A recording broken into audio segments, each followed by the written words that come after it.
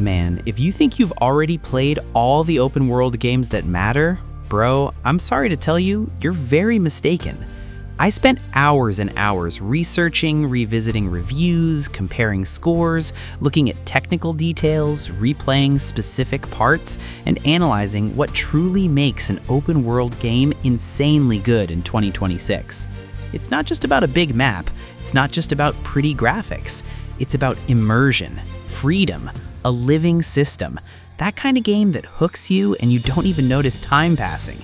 And after all that, I came up with a list of the 16 best open world games you still need to play in 2026. So get ready, because some of these you already know, but others are going to make you think, how have I not played this yet, man? Days Gone. Listen, I know Days Gone had a bit of a rocky start years ago, but in 2026, playing this on modern hardware is a completely different beast. The reason you need to dive back into the Oregon wilderness is the sheer technical achievement of the Horde system. We're talking about up to 500 individual AI entities on screen at once, all sharing a collective swarm intelligence that still humbles most modern zombie games. It's not just a visual trick. Each freaker is physically calculated, meaning they trip over obstacles and pile up in narrow corridors. In 2026, with the frame rates we have now, the fluidity of Deacon's bike handling combined with the dynamic weather, where snow actually accumulates and changes the traction of your tires in real time, is just pure immersion.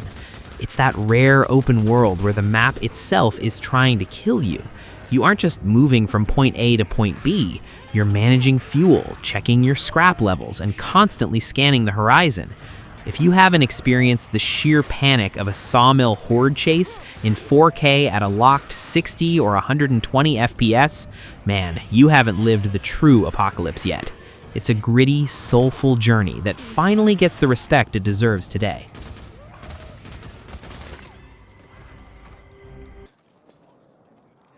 Now, let's talk about a game that literally invented a mechanic so good that I'm still mad more developers haven't stolen it.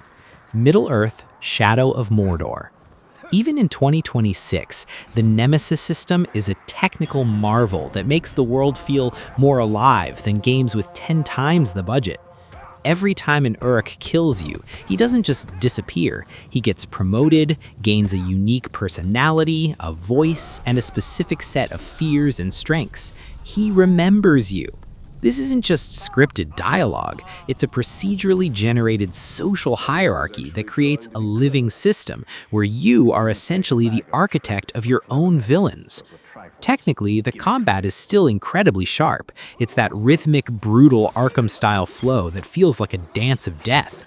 But the reason it's a must-play in 2026 is that it reminds us that open world shouldn't just mean a big map filled with icons, but a world that reacts to your failures. Taking down a war chief you've been feuding with for 3 days is a dopamine hit that modern, static open worlds just can't replicate. It's lean, it's fast, and it's a masterclass in how AI can drive a narrative better than any cutscene.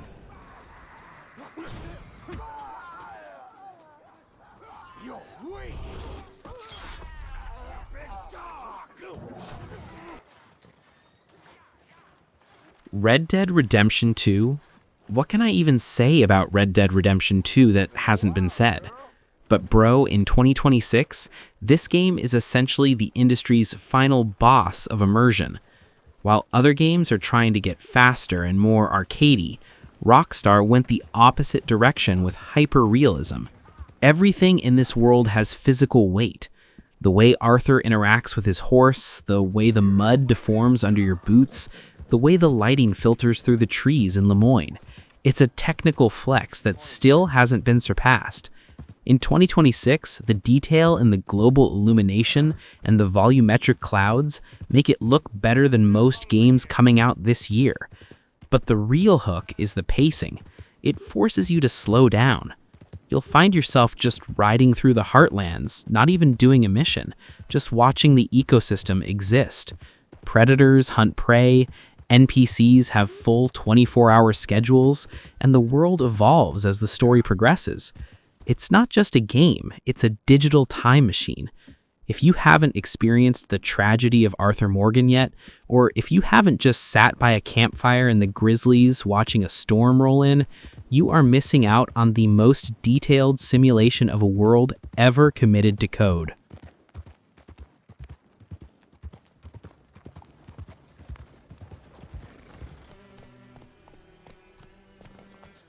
The Witcher 3 Wild Hunt. Look, we all know The Witcher 3 is a legend, but why is it a must-play in 2026? It's because of the quest architecture. Most open worlds today are still struggling to replicate how CD Projekt Red made every fetch quest feel like a high-stakes HBO drama. Technically, the complete edition we have now, with ray-traced reflections and ultra-dense foliage, makes the continent look hauntingly beautiful. But the real technical genius is the writing and the branching logic. You'll make a choice in hour 5 that comes back to haunt you in hour 50, and it doesn't feel like a video game choice, it feels like a natural consequence of your actions. In 2026, when so many open worlds feel hollow or filled with AI-generated fluff, The Witcher 3 stands as a testament to handcrafted world building. The way the wind howls through the trees in Velen, or the music swells when you enter Novigrad, it creates an atmosphere that is just, man, it's thick. It's a game where you feel the history of the world in every ruined hut and monster-infested swamp. It's the gold standard for adult RPGs, and if you've been putting it off because it's old, trust me, the 2026 experience is as fresh and immersive as any modern masterpiece.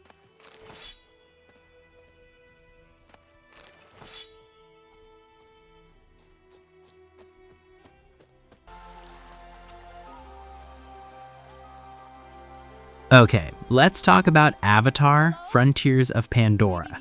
Look, I know some people might think, oh, it's just another Ubisoft game, but man, if you haven't played this on a high-end setup in 2026, you are missing out on the most insane environmental tech ever built. This game is a visual flex, period. The Snowdrop engine is doing things here that make other open worlds look like they're from the last decade. We're talking about micro detail. Every single plant on Pandora isn't just a static object. They are all interactive. They react to your touch, they react to the wind, and they react to the rain. The verticality is what really hooks you. Once you get your Ikron and fly through those floating mountains, the scale of the world just hits you in the face. Technically, the way the lighting shifts from a bioluminescent forest at night to a bright, hazy plain during the day is breathtaking.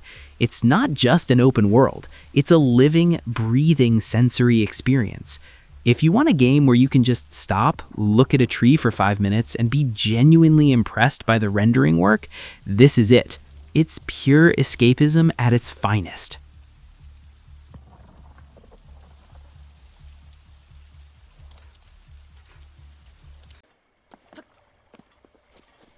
The Legend of Zelda: Breath of the Wild. I know, you've seen this game on every list for years, but in 2026, The Legend of Zelda: Breath of the Wild is still mandatory because of its systemic chemistry. While other games focus on graphics, Nintendo focused on logic. Most open worlds give you a map with icons. Breath of the Wild gives you a world with rules. The technical magic here is the systemic chemistry, the way fire, wind, electricity, and gravity all interact with each other in unscripted ways. If it's raining, you can't climb slippery rocks, but you can use lightning to take out a group of enemies. This level of systemic freedom is something that games with 10 times the horsepower still can't get right. In 2026, it feels even more special because it respects your curiosity. It doesn't hold your hand. It just says, see that mountain? You can go there, and I guarantee you'll find something cool. It's the ultimate what-if game. What if I use a leaf to blow a bomb into that camp? It works. What if I use a metal shield to attract lightning during a fight? It works. That freedom is timeless, man.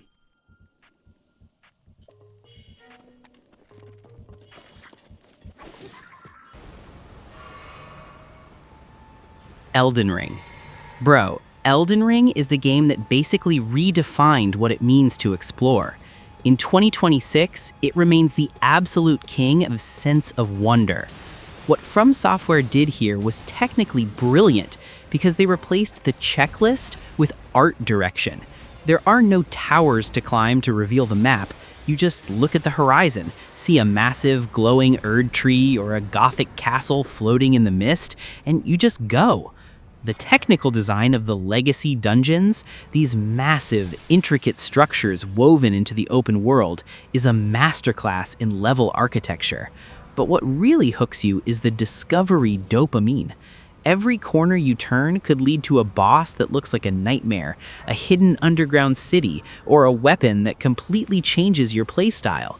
It's a 10 out of 10 because it trusts the player. It doesn't care if you get lost, because getting lost is the whole point.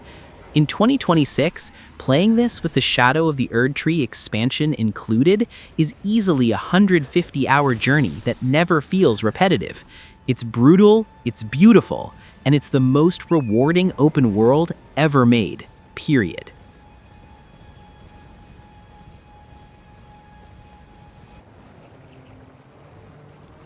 Marvel's Spider-Man 2.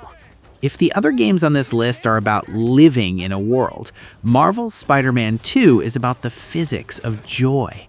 In 2026, this game is still the benchmark for how an open world should feel to move through. The technical wizardry that Insomniac pulled off with the PS5's SSD is still mind-blowing.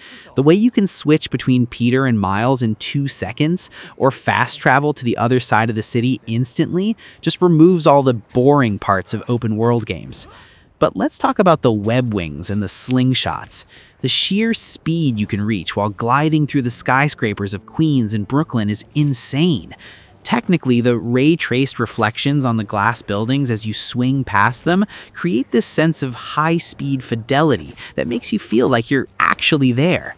The combat is a seamless, flashy dance, but it's the momentum that hooks you. You'll find yourself just swinging around for 40 minutes, not doing any missions, just because the traversal is so satisfying. It's the ultimate stress relief open world, where every button press makes you feel like a superhero.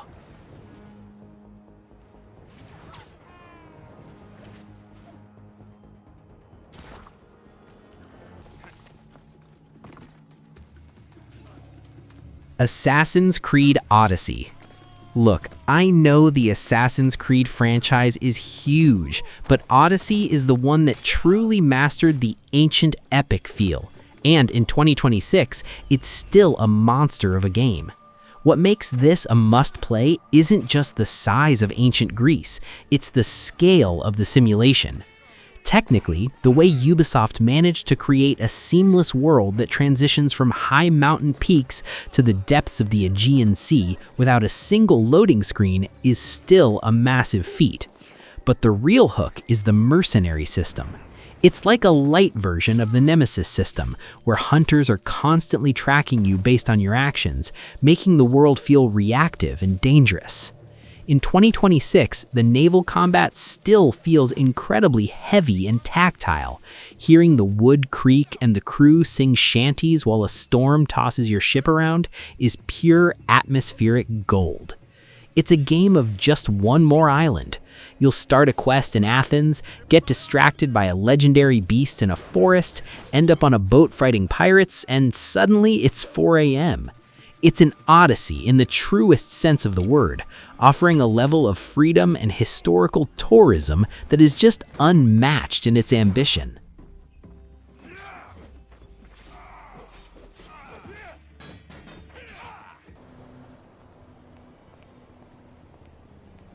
Grand Theft Auto 5 is almost a meme at this point, but bro, there is a reason Grand Theft Auto 5 is still dominating the charts in 2026. Rockstar basically did technical sorcery back in 2013 that most studios are still trying to figure out today. The sheer density of Los Santos is what humbles the competition. It's not just a big map, it's a world with its own functioning economy, internet, and social classes. The technical work on the traffic AI and the pedestrian behavior makes the city feel like it actually breathes. When you switch between the three protagonists, the game doesn't just teleport you, it finds that character living their life in real time, which is a detail that still blows my mind. In 2026, playing the enhanced versions with high-end reflections and 60 FPS makes it feel like a modern release. Whether you're just driving down Vinewood Boulevard listening to the radio or planning a multi-stage heist, the game offers a sandbox logic where if you think you can do something, you usually can. It is the definitive urban playground, and if you haven't experienced the satirical, chaotic brilliance of this world, you're missing the backbone of modern open-world design.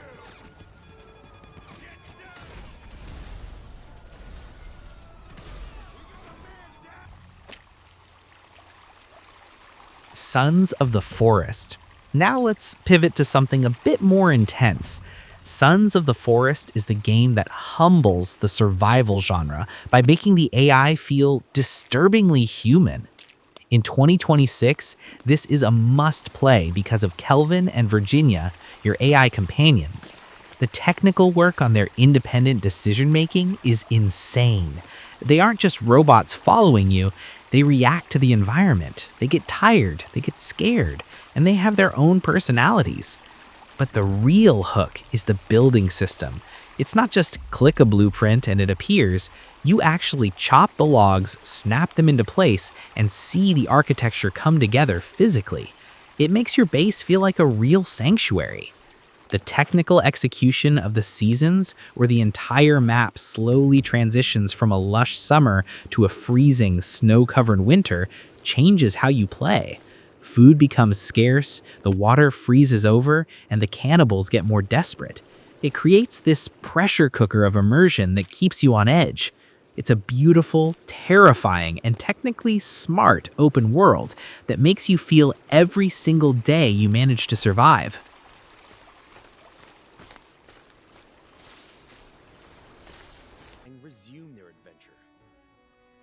Final Fantasy VII Rebirth is a masterclass in how to do a thematic open world. What Square Enix did here technically humbles other RPGs because they managed to make every region feel like a completely different game. From the lush grasslands of Calm to the tropical sun of Costa del Sol, the visual variety is just staggering. But the reason you must play this in 2026 is the synergy system and the mini-game integration. It's an open world that is genuinely fun to exist in. You aren't just running through empty space, you're playing Queen's Blood, racing chocobos, and uncovering deep character moments through bonding quests. The technical execution of the seamless battle transitions, where you go from exploring to high-speed tactical combat in a blink, is pure polish. It's a game that respects the original soul, but uses 2026-era power to make Gaia feel as big and epic as we all imagined it back in the day. It's a massive, colorful, and deeply emotional journey that proves an open world can be both a grand adventure and a personal character study. Let's look at world intel. Assisting Chadley with his research will deepen his understanding. Horizon Forbidden West. Bro, if you want to see what happens when developers decide to push the visual ceiling through the roof, you have to play Horizon Forbidden West.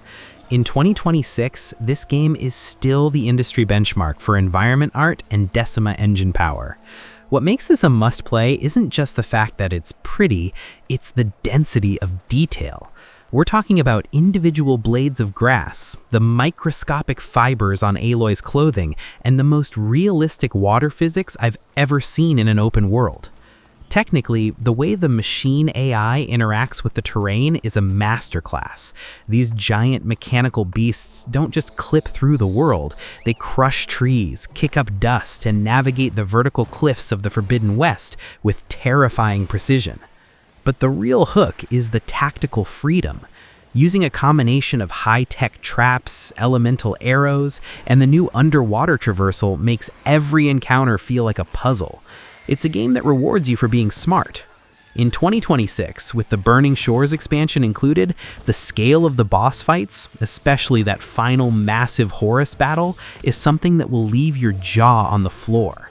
It is a technical masterpiece that makes every other sci-fi world feel a little bit empty.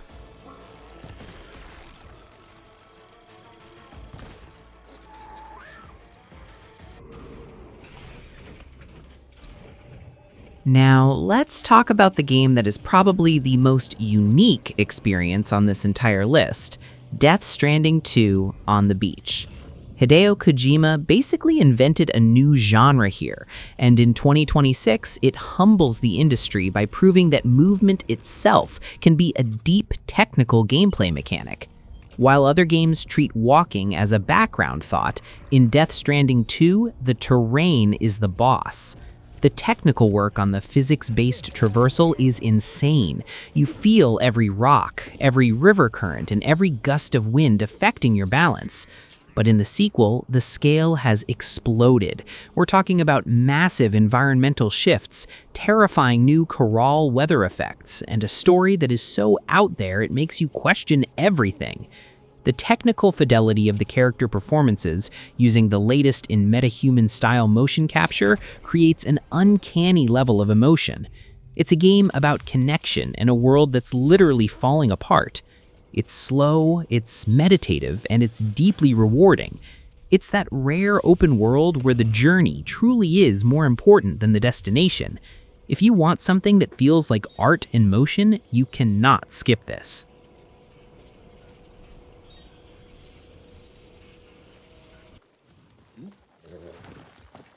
Ghost of Tsushima Director's Cut.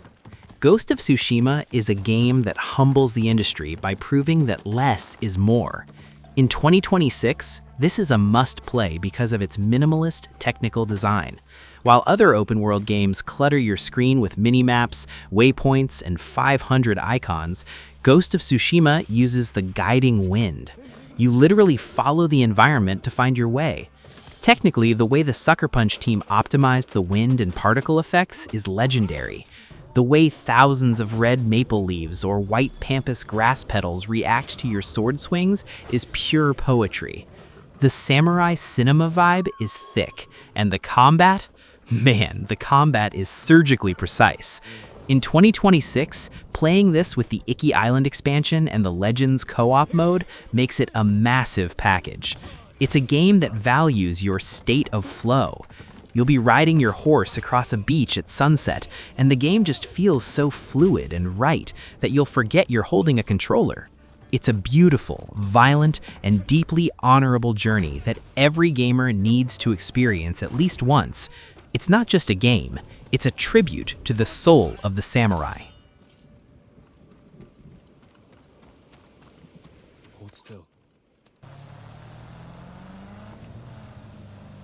Cyberpunk 2027.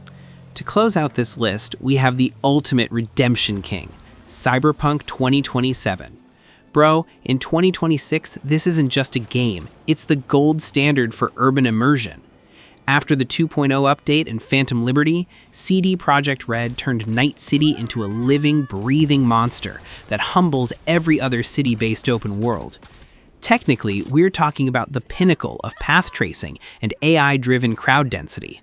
Walking through the neon-soaked streets of Dogtown or the corporate towers of City Center is a sensory overload in the best way possible. The Perkin cyberware system is so deep now that you can build a character that feels completely unique, whether you're a netrunner killing people with your mind or a Sandevistan speedster moving faster than a bullet. The story's raw, it's mature, and it's emotionally devastating. It's a game that asks you what you're willing to sacrifice to become a legend. In 2026, Cyberpunk 2027 is finally the game we were all promised. A flawless, gritty, and technically unparalleled masterpiece. If you still haven't jacked into Night City, man, what are you even doing? It's time to wake up, samurai.